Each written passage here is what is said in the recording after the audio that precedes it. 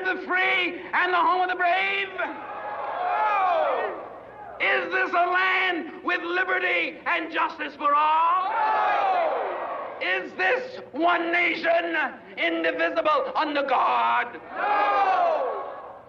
Either let us practice the democracy we are preaching, or shut up. He was a leader, born leader, without a doubt. I mean, a born leader, you know. Whenever he spoke, everyone stood up and listened. Yeah, I can't put in words because it's just something else, you know? He's good.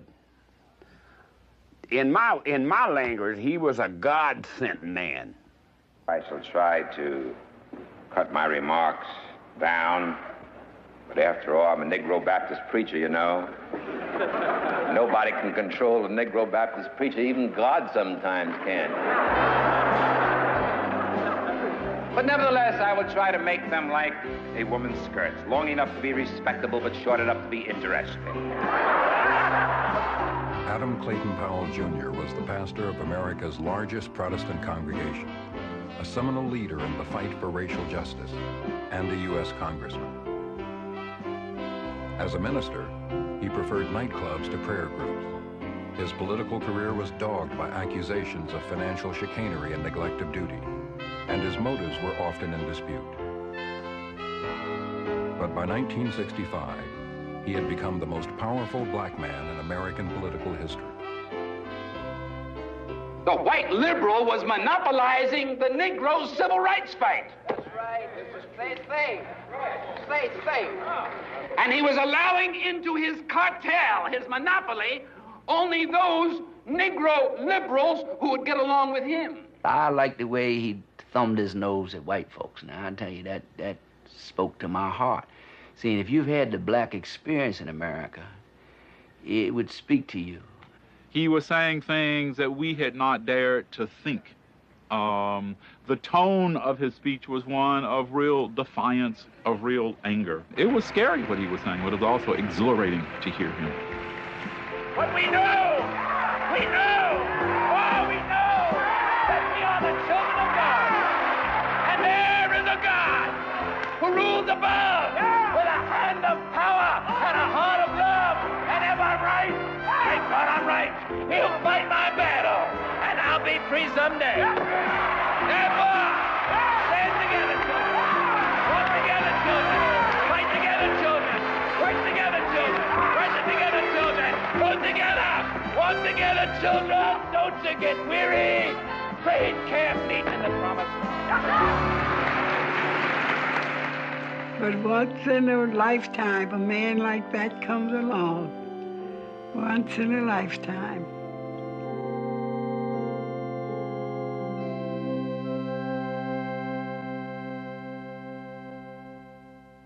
Adam Clayton Powell, Jr. was born in New Haven, Connecticut in 1908. He was a pampered, privileged child. His mother dressed him in Little Lord Fauntleroy suits. He had blonde hair and hazel eyes. His father, Adam Clayton Powell, Sr., was the pastor of New York City's Abyssinian Baptist Church. By 1923, he had built it into the largest Protestant congregation in America and housed it in a magnificent new structure.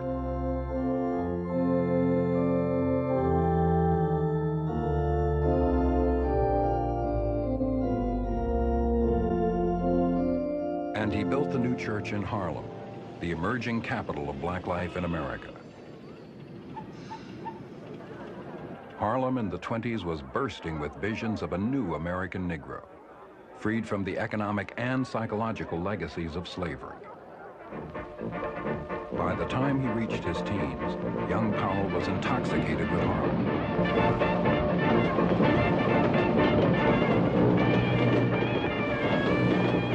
He loved its ferment, loved its women, loved its nights. When Adam's social life proved better than his grades, his father shipped him to Colgate University, an all-male Baptist institution in New York State, 35 miles from the nearest town. Once there, Adam neglected to tell anyone that he was a Negro. He even pledged a white fraternity, until a routine background check revealed his identity. My husband told me the story about how they would ride the train up to Albany, and then Adam would get off and change to go to Colgate Gate, and Arthur would go on to Williams. And Adam would say, well, okay, brother. He said, I'll see you. I'll have to put on my white face now. And Adam was going on to be white up at Colgate. He told us that the first date that he had at Colgate was the Baptist minister's daughter. And of course, it was a white Baptist church. And that was really interesting. He enthralled his classmates with tales of the glamorous life in Harlem. He provided chorus girls and bootleg liquor from New York for party weekends.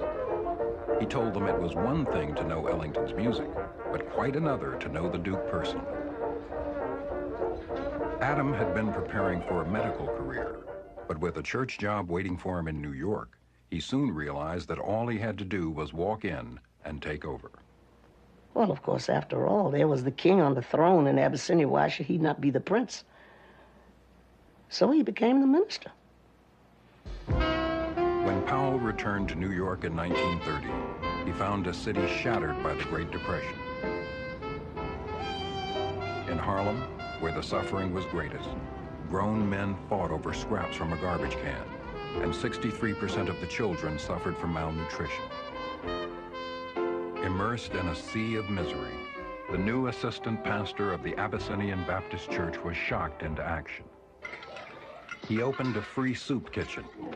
He set up a job bank, an adult education center, a nursery school, youth programs, and a mental health clinic. Clothing was solicited, mended, and distributed to the needy. When a man came in one day for shoes and found none that would fit, Adam donated a pair of his own. But Powell still found time for the secular attractions of Harlem life. Isabel Washington, Adam's girlfriend since college days, was a star of the Cotton Club in Broadway. Well, I hope you do, Anna. Because I need every pound of it. Powell Sr. was dead set against her. She was, he insisted, singularly inappropriate as a minister's wife. Because I was in show business. You must remember, he was a Baptist preacher.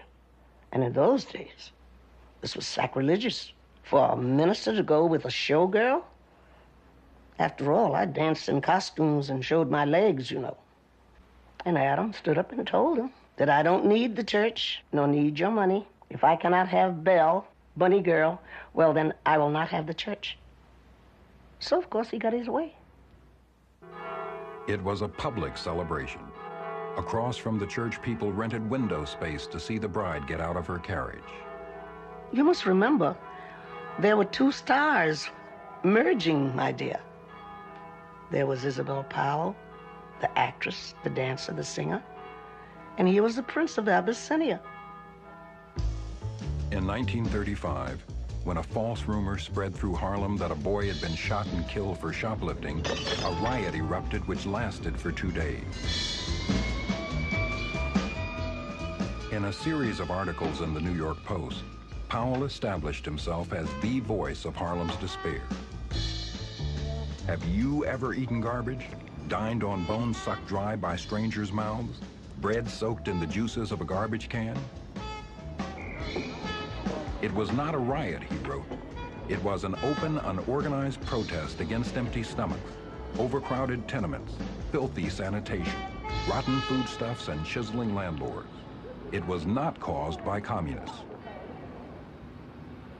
The Uptown Chamber of Commerce at that particular time had not only no black members, but blacks weren't even allowed to have stores on 125th Street. In the Harlem community, black girls could not get a job as clerks in the 10-cent stores. Adam thought that this was a good place to start and accomplish two things: get jobs for some people and establish himself as a hero and a fighter for black rights. Beautiful combination.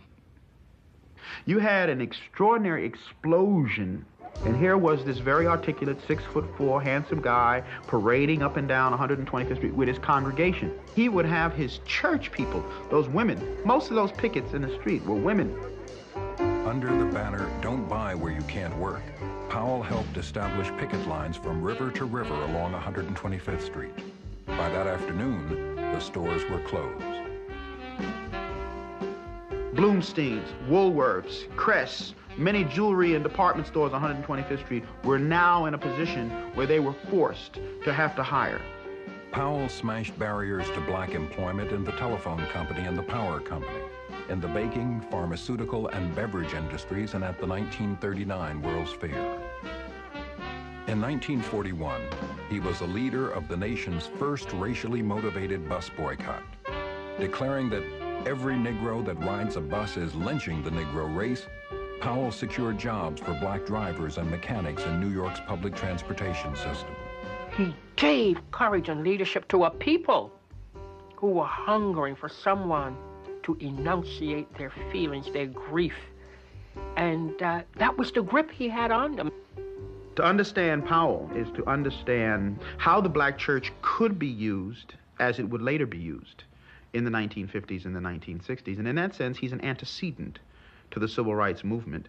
But far more than an antecedent, he was an individual who demonstrated the power of the church as a protest instrument, the power of the church as a social instrument, the power of the church as a community organizing instrument, and the power of the church as a political instrument.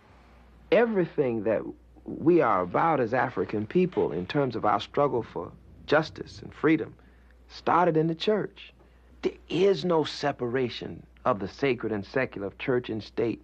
In black America, there is no separation. In 1941, Powell launched a newspaper, The People's Voice, as a forum for his views, and was elected to the New York City Council, the first black ever to hold the office. By the age of 32, Adam Powell was pastor of a 14,000-member church and leader of a mass movement which had obtained jobs for hundreds of Negroes. As a city councilman, he had all the publicity and prestige that went with the office, and his newspaper reached those thousands beyond political life. He was ready for bigger things. A new congressional district had been created for Harlem. It was an opportunity he couldn't ignore. At a rally at Madison Square Garden, black union leader A. Philip Randolph was expected to announce for the seat. Powell dropped a bomb on the massive crowd. Adam announced at that convention that he was a candidate for Congress. Upheaval. It was upheaval because they knew that that he couldn't be defeated in Harlem. He was a rascal, I'm telling you. But he had charm, he had, no question, he had charisma, and he had that community in the palm of his hand. He really did.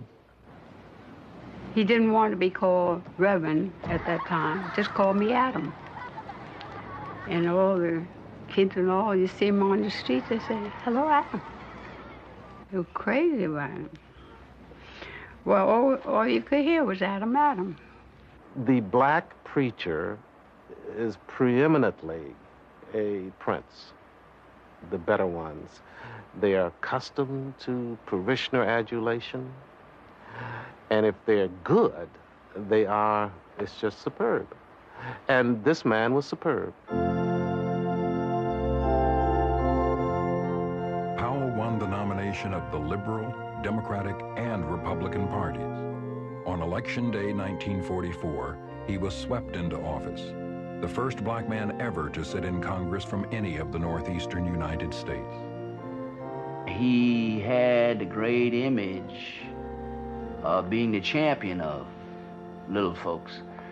But I seem to sense that his motivation was to make Adam a big person. It was a means to an end. It was not the end in itself. Powell's new congressional career was accompanied by a glamorous new wife, Hazel Scott, the ebullient jazz pianist, known as the darling of cafe society. Their wedding reception was held amid throngs of well-wishers at the Cafe Society nightclub. In Washington, they met a different type of reception. When I came in 19 years ago, This town, Washington, D.C., was what I call publicly the cesspool of democracy. Oh, I was put out of nearly every hotel in this town after they found out who I was. A Negro, including a congressman, couldn't get a cup of coffee in an ordinary cheap 5 and 10 cent store. Unless you wanted to take it out in a paper container. On Capitol Hill, the congressional barbershop, the gymnasium, even the dining room were barred to black elected officials. He was breaking precedents. Adam first invited me to come down to Congress. And he paraded me around the dining room. I didn't like it. Adam was saying, you wouldn't let my people in, but I'm going to bring them in. That's what Adam was saying. I, Adam Powell, may belong to a group of people that some others may think are inferior, but I belong to a group of people that God, omniscient, omnipresent God, God of all power, says, you are my children, and you're the same as anyone else. And with that kind of faith in me and courage in me, I know I'm as good, if not better, than anybody that walks the halls of Congress. We needed an Adam Powell who would yell and mouth off. And that's what he did. And that was his value, particularly to some of us who were younger and were angry. When John Rankin of Mississippi labeled Powell's election a disgrace and vowed not to let the Harlem representative sit by him, Powell took a seat near Rankin whenever the Mississippian entered the chamber. One day, the press reported, Rankin moved 5 times. Whenever a person keeps prodding, whenever a person keeps them squirming, whenever a person is an irritant, it serves a purpose. It may not in contemporary history look so good, but as the times roll on, future historians will say they served a purpose. He continued to insist, for example, on putting an amendment on every piece of social legislation that it not be used for segregated services. It was called the Powell Amendment, and it denied funds to any state which segregated its facilities. In the face of Southern congressional power, the amendment caused the defeat of federal aid to education and other social legislation. And people would deride him. There were editorials in the New York Times, editorials all over the place. Why does Adam Powell get in the way of all this social legislation? The liberals hated him for it. I feel it was fundamentally an act of demagoguery because it did not advance the cause. It gave him an opportunity to make speeches. I could understand from his point of view why he would do it, but he knew full well that his offering that amendment would ensure the death of federal aid education. So he had an issue that he could keep alive, but he didn't do much to advance the cause of better schooling for the people of the country, including the children of his own district. We probably were not discriminating enough to discern whether Adam was always right or wrong or whether he was on a good issue. But he gave white folks hell, you know. And they've been giving us hell for so long, you know, we were glad to find somebody who was in position to give white folks hell. Every piece of legislation that went through during his congressional career had a Powell Amendment. I mean, whatever the legislation was, there would be a Powell Amendment on it. Out of the 3 billion people in the world today, 2,500,000,000 are colored. And these colored people are saying, don't talk to us about a free world, and don't talk to us about following your leadership as long as you got our colored people in Cambridge, Maryland, not able to buy a cup of coffee in a cheap little lunch counter.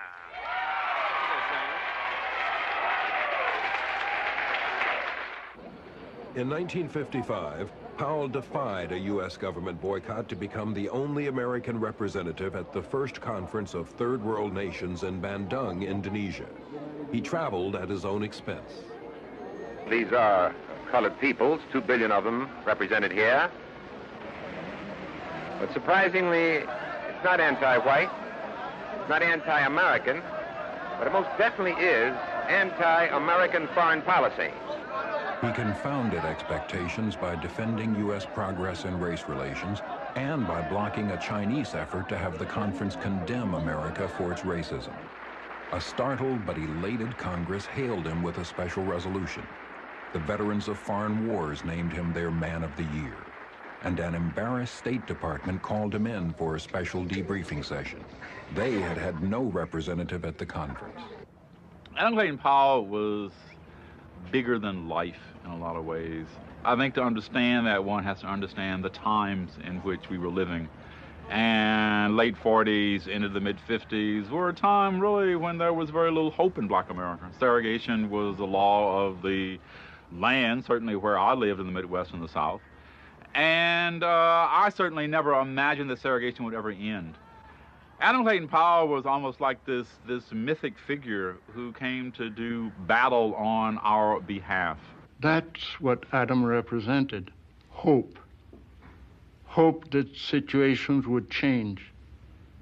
Hope that because of his rambunctiousness, it would come sooner, faster. He spearheaded efforts to combat lynching and voting taxes. He got the first black reporter into the Congressional Press Gallery and the first black cadet admitted to the U.S. Naval Academy. He kept up the pressure, loudly and publicly, to integrate the Army, public schools, and the workforce. He became the congressman of all of black America. When you're down and out, lift up your head and shout, there's gonna be a great day. Angels in the sky promise that by and by there's gonna be a great day. Gabriel will warn you some early morning, you'll hear his horn. Tooting, it's not far away. Hold up your hands and say, there's gonna be a great day. Adam and Hazel lived lavishly and let everyone know it. He bragged that they never missed a first night on Broadway, and that they spent idyllic weekends at their beach house listening to Rachmaninoff on the phonograph.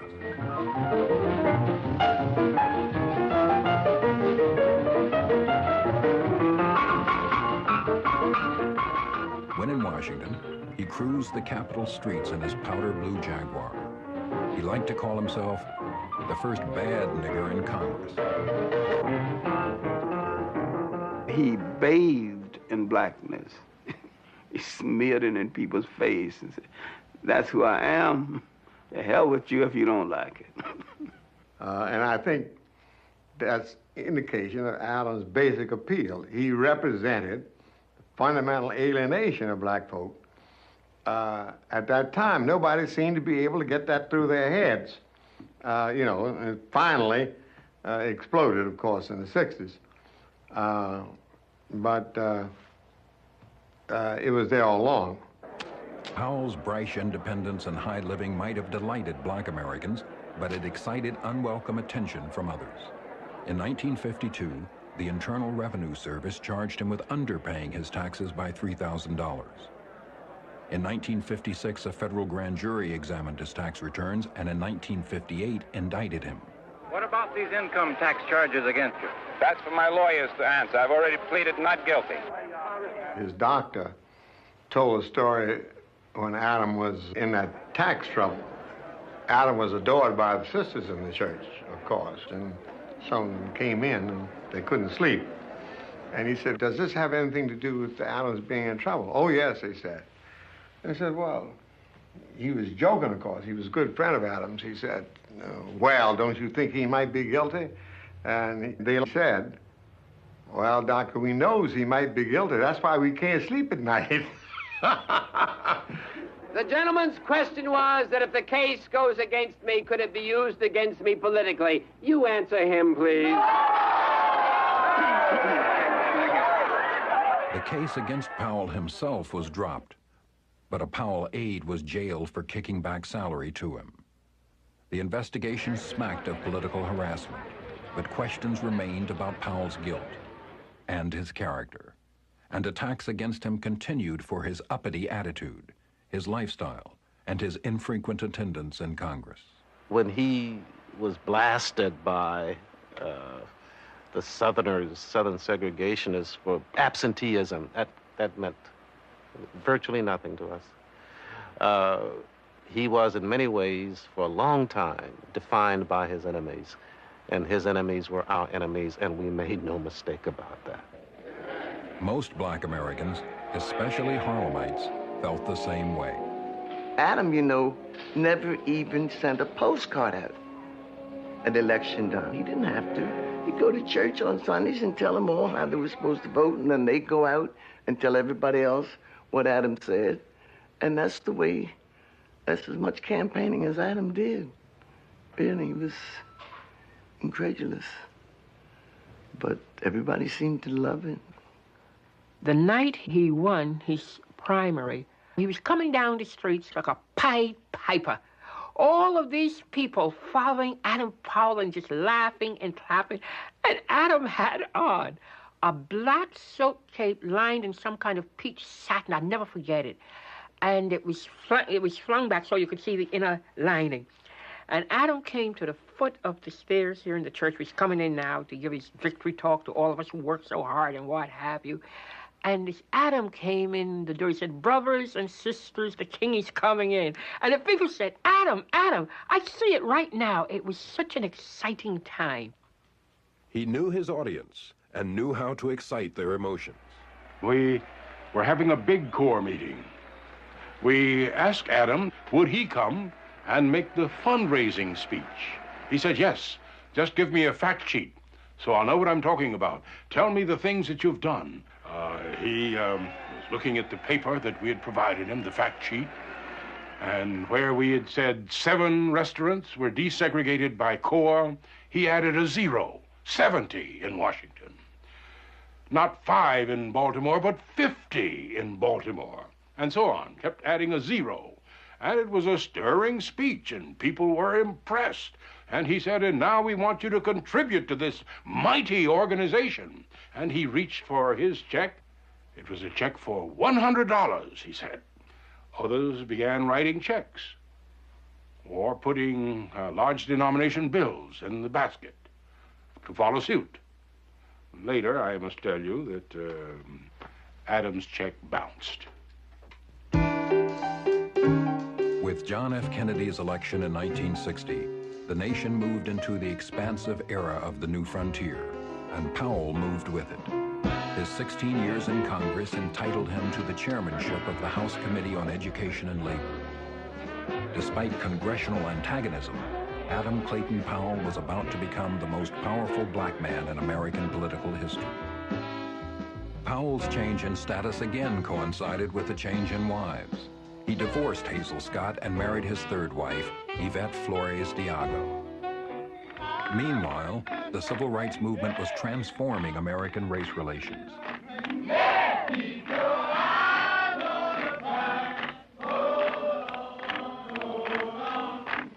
In 1956, the Montgomery bus boycott had startled and roused the nation.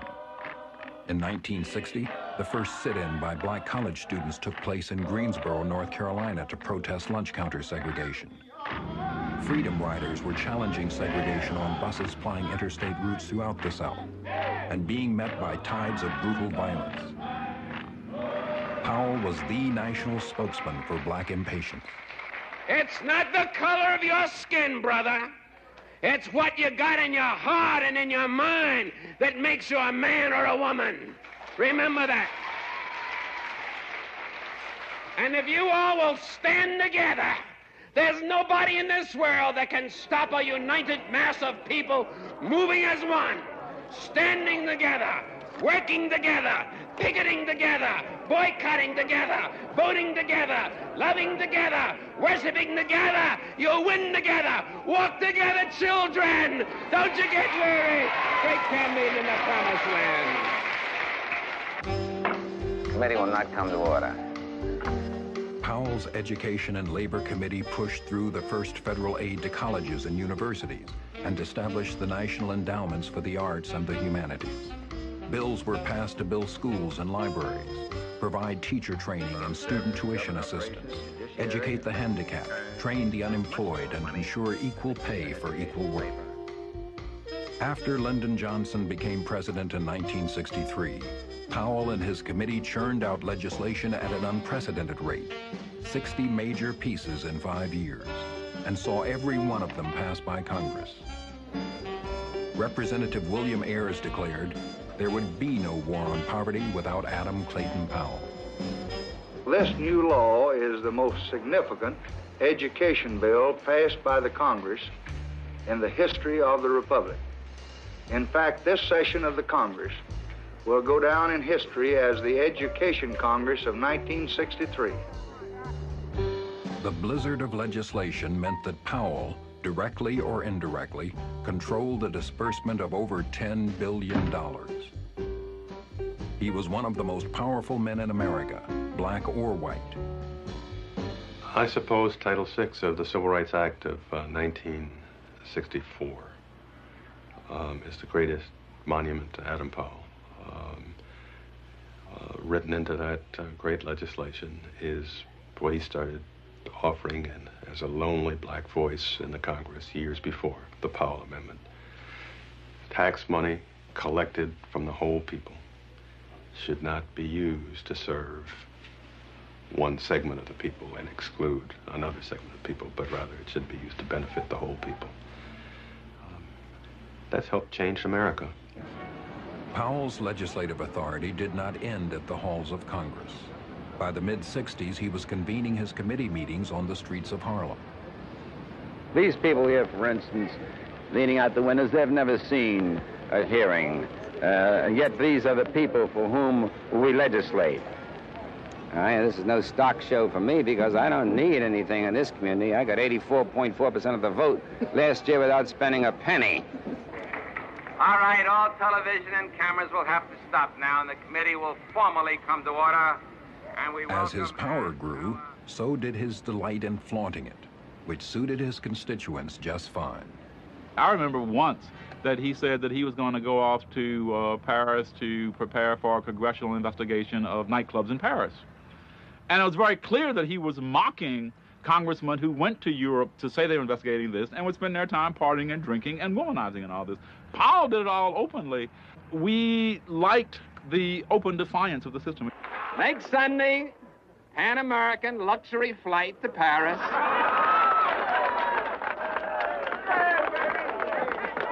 Paid for by Congress. The United States delegate to the World Labor Conference in Geneva. All expenses paid. First class all the way down, all the way. Sarsaparilla, too. In the summer of 1962, Powell set off on a 6-week European junket, accompanied by 2 aides, Tamara Wall, a staff attorney, and Corrine Huff, the first black Miss Ohio. He left his wife behind in Puerto Rico. She had just delivered their son. The State Department arranged for the best theater seats in London, the consul's motor launch in Venice, and a chauffeured army car in Paris, along with reservations to the Lido. It was a triumphal procession. News of the trip elicited such an outcry that Powell cut it short, hurrying home to display his loving devotion. Well, there's no right or wrongness to it. Well, I'm sure that you don't go to Paris and stay all the time in Notre Dame. Yeah, you don't go? But is that part of committee business? Of course it's part of it. You're going abroad. Travel is a very broadening form of education. And I wish to assure you it's practiced by every member of the House and the Senate. He knew that he was perceived as a devil, as being naughty, and he adored it. He loved putting on an act as if to say, am I not a naughty boy? And he was. Do you think that having relatives on the payroll is a good thing? Yeah. You think very it's a good. very good thing? Very good. You think it should be promoted? In other words, you're not... As long as 100 plus members of the House and X number of senators, then I'm going to do it. Well, you're not criticizing this 100 members. What you're doing is really complimenting them. I compliment all my colleagues. Powell seemed capable of braving the congressional tempest But other storms were brewing. In 1960, a 66-year-old domestic worker named Esther James sued Powell for libel after he accused her of being a bag woman, someone who delivered payoffs from gambling, prostitution, and drug racketeers to the New York Police Department. She won a judgment for more than $200,000. You have to ask yourself, why is it that a poor woman in Harlem who has no money can pay 5 of the best lawyers in New York 3 years to bring a charge against Mr. Powell? Woman, baby. Powell not only refused to pay, he also refused to appear in court and was cited for contempt. The only day he could be in New York was Sunday, when a civil summons could not be served. He would breeze into town, preach his sermon, and leave the same day.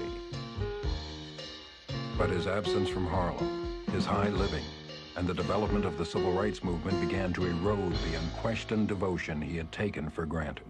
Whenever Powell is questioned in terms of his leadership, particularly by the white press, he's questioned about his leadership, he will get to a point and then he will say, well, you see, I'm black and you're white and you don't understand. Right. But I'm black and I don't understand. And I would like to know the matter. Adam was used to being very powerful, all-powerful. He spoke for all blacks.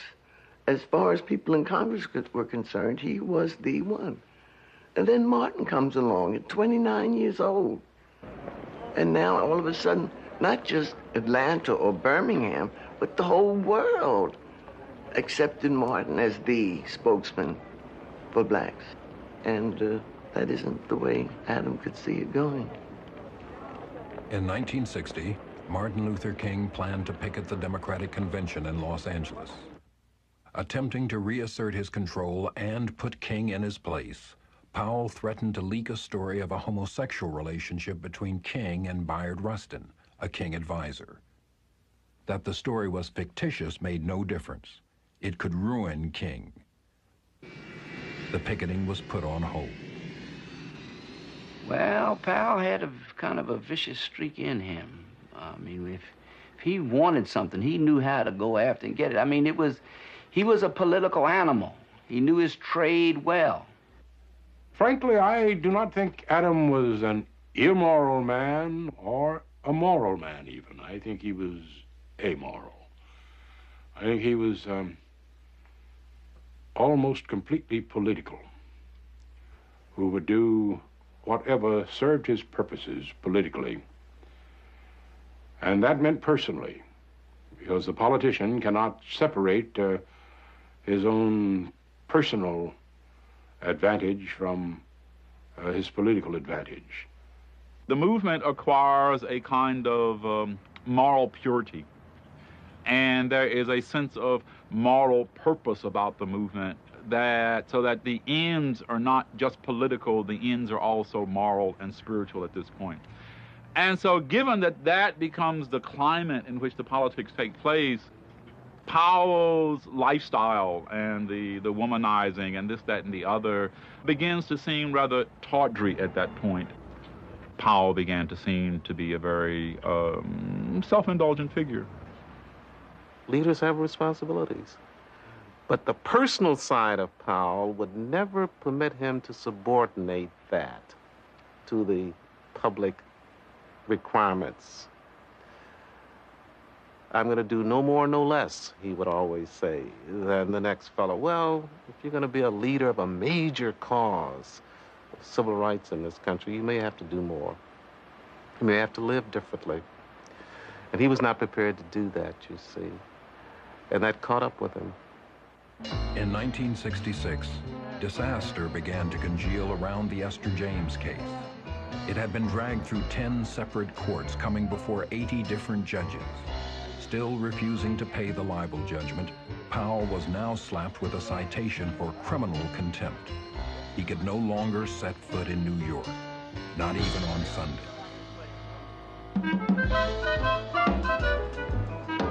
Powell established an island retreat on Bimini in the Bahamas.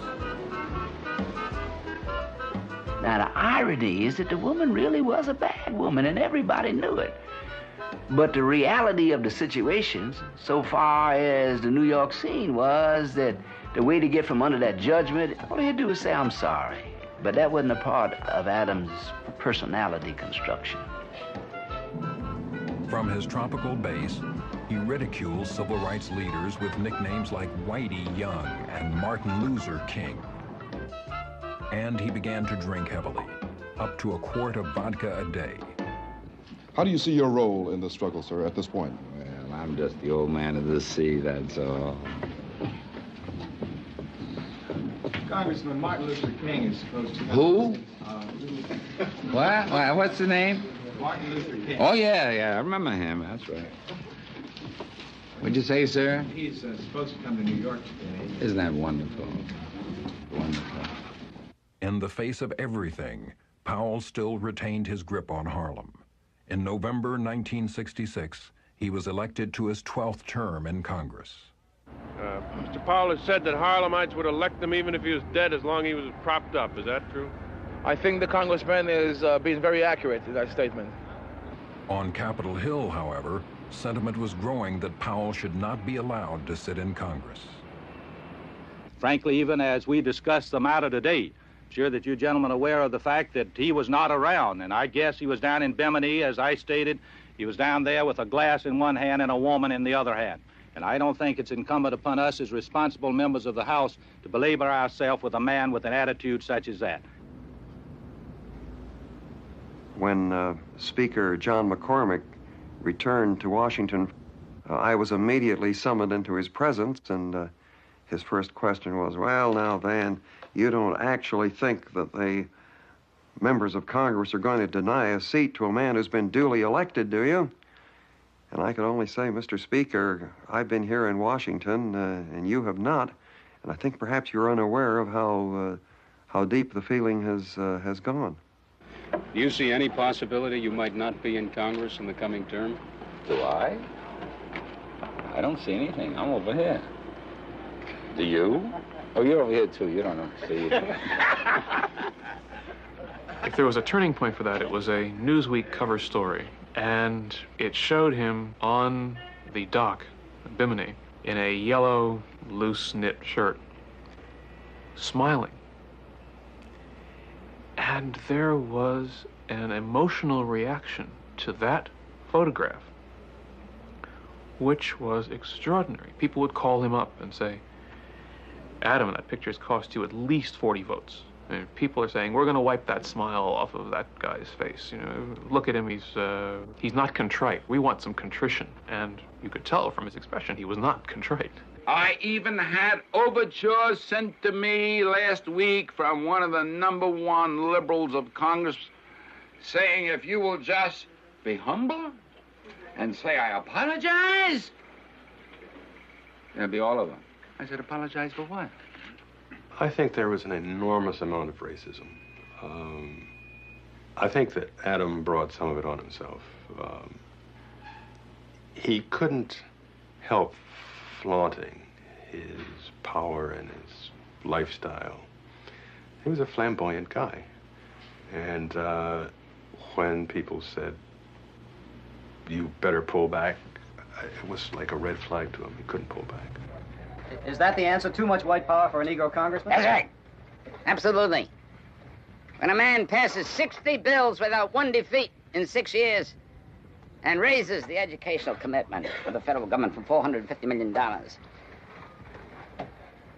under my predecessor, Graham Barden, who believed that the earth am flat and the sun do move, to $10 billion, that's too much power. I'm not that persuaded that it was an anti- black, a racist move, because there were too many people who were clearly pro-civil rights and pro-blacks who were simply fed up with him.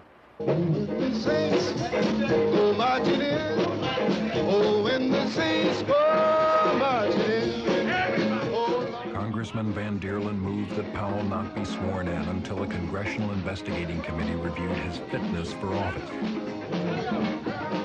Thousands of Harlemites gathered in Washington to demonstrate support of their congressman. On January 10th, 1967, the House was slated to vote. Even I was amazed, and I knew how strong the feeling was running against him. But even I was amazed when the vote came down to 363 to 63. It was a margin of 300 votes. I stood next to Adam behind the rail in the House of Representatives when the vote came to throw him out, and he couldn't believe it. He didn't really think that the House would do that to him, and it came as a great shock to him. And as he went out of that chamber, it seemed to me that psychologically he collapsed. His shoulders just slumped. His face was, he just had such a blank expression on his face. And I remember thinking, God, what a shame.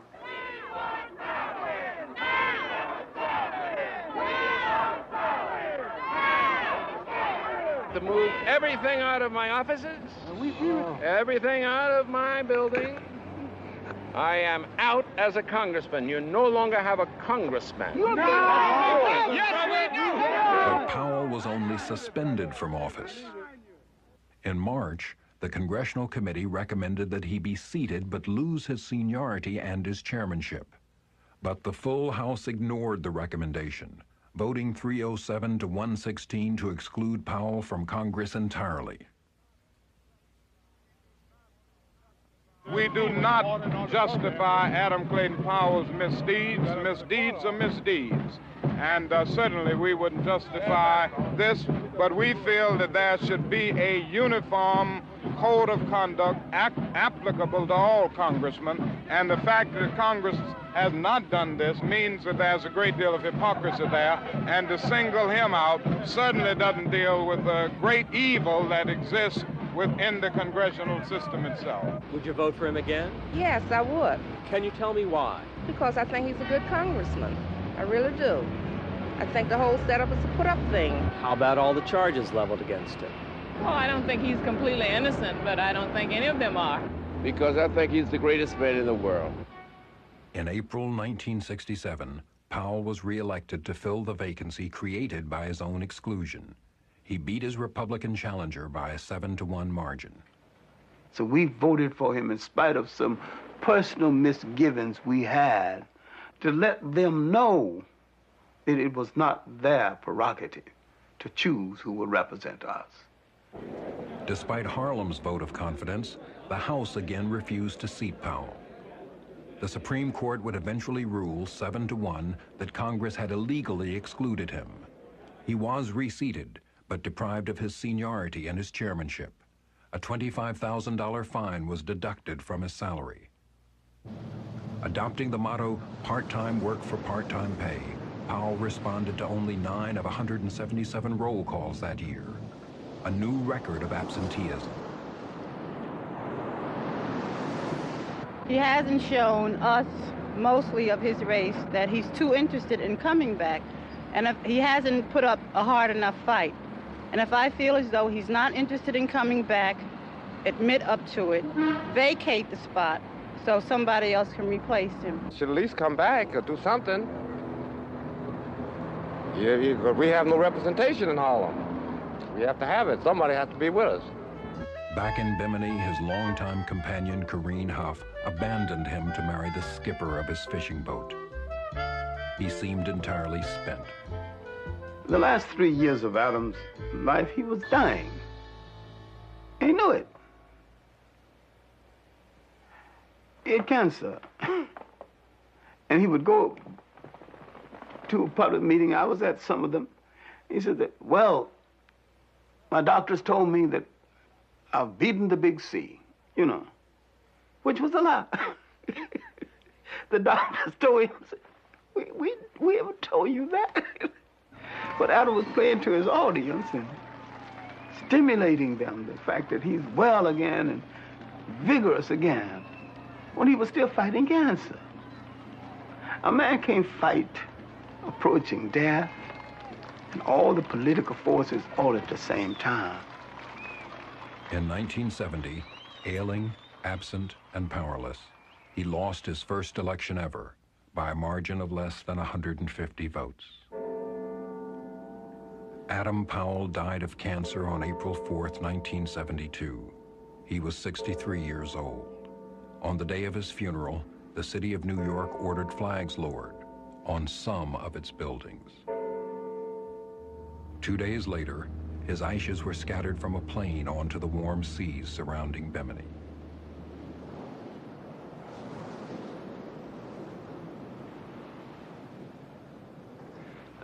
You know, Adam Powell's life tells us something quite profound about being black in America. He was born as high in the black community as a man could be born. And he was carried even higher by his own gifts and by the love that his community had for him. And yet, no black person, at least up through the 20th century, gets through life in these United States without paying a fearful, psychic black tax. And Adam served his people, lived as a human being, and paid a horrific price. God bless him. I think that he was a great man. I don't think he gets the credit for what he tried to do. I still have great love and affection for Adam Clayton Powell, and I'm just grateful that he was there when I was a little boy and an adolescent coming up. And I honor his memory, and I love the man. I wrote an article about Adam soon after his death, and I said that in order to understand Adam, you need a child and a very old man. You need a child to say that the late emperor of Harlem politics have no clothes. And you need an old man to say that there was a time when he had clothes and they were beautiful. Anything else you'd like to add about that? No, I'm just very glad that you got in touch with me so that I can relive a few of my memories.